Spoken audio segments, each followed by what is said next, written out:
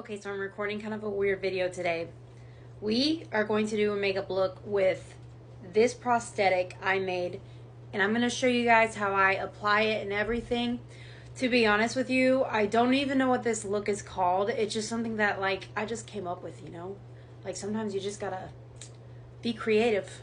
Okay, so I know I look crazy right now. I should have walked you guys through what I did, but I put my hair up, and then I'm using my Mayron face paints, and I'm going to paint the area inside the mouth black because I feel like that's gonna look really cool. So I'm literally just gonna paint that area, and then I will come back to show you guys how I apply the mask.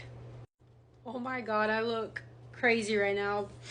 But so now I'm going to take black eyeshadow and I'm going to put it around my eye because I didn't want to put the paint around my eye because, you know, I didn't want to like get an infection or anything. So now to adhere this mask, I'm going to use one of two products.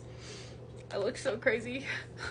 We're going to use either liquid latex or Prosthetics, but I'm going to try liquid latex first because I know I'm not going to have a reaction to this, and I don't think I have my remover for this.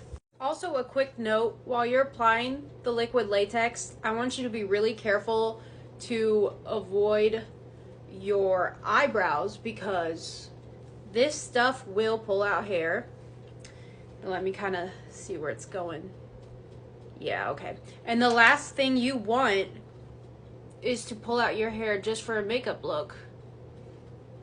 Hopefully I will still be able to talk once I have this mask on.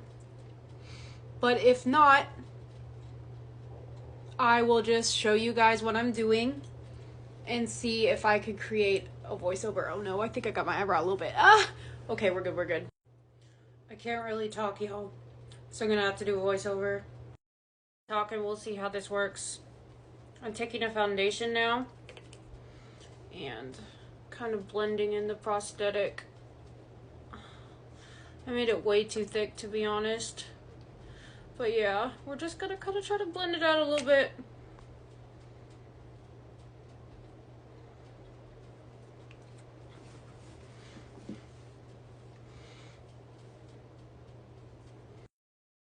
I ended up having to take it off because it was burning my skin a little bit around my cheeks. So maybe I am allergic to latex. I guess we'll find out tomorrow.